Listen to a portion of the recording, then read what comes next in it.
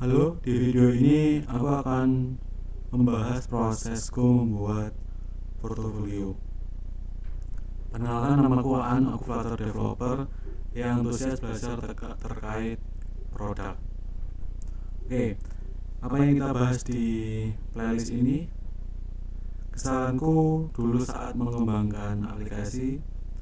Ada SDLC, kedua, 3 prosesku membuat portofolio aplikasi mobile, 4 template flow proses membuat portofolio, 5 proses development.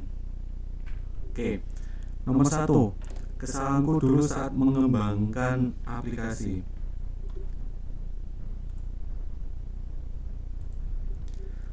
Saat mengembangkan aplikasi, dulu aku langsung ngoding. Briefnya hanya verbal. Oke, buat halaman login seperti ini dan hanya ditulis coret-coret seperti itu, ditulis di kertas seperti itu.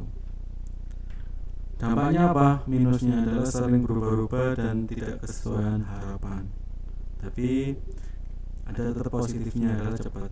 Tetapi ya itulah, kembali lagi ke minus ini. Jadi ketika memang yang saya buat sesuai dengan harapannya ya cepat deliverynya. Tapi ketika tidak sesuai, kembali ke sini, sering berubah-ubah dan ketidaksesuaian harapan. Seperti itu. Dulu saya membuat pengembangan ini karena saya tidak mengetahui nih ada metode pengembangan lah. Ada metode pengembangan SDLC seperti itu kan. Nah, SDLC itu apa sih? Software Development Life Cycle. Ada 5 step: define, design, development, testing, sama maintenance. Nah, ini pertanyaan dasar nih terkait SDLC.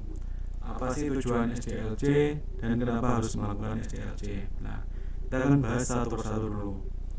Tujuan SDLC adalah pengelolaan proyek, menjaga kualitas produk, pengurangan resiko, estimasi biaya dan waktu,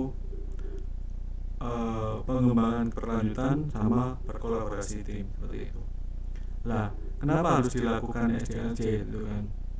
Memastikan semua aspek proyek terorganisir dengan terencana.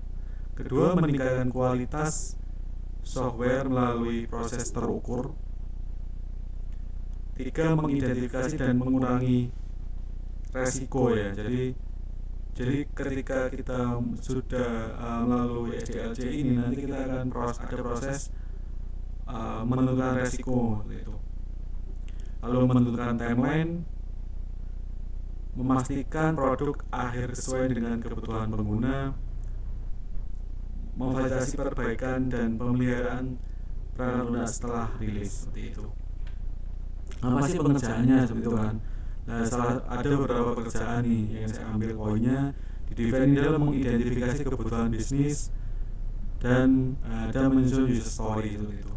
Desain, membuat wireframe dan prototype, merancang aksesori sistem. Development ini proses pelaksanaan pekerjaan oleh programmer. Testing adalah pengujian, UAT dan rilis. Maintenance, memantau umpan balik. Jadi setiap tahap ini saling berkaitan. Ketika salah satu tahap tidak dilakukan, maka ya ada yang tidak sesuai seperti itu. Jadi misal nih, ketika didesain membuat wireframe itu tidak dilakukan, maka ya akan berdampak ke development, akan berdampak ke testing. Nah, ini terkait 2 poin, SDLC dan kesalahanku dulu pengembangan aplikasi seperti itu. Terima kasih.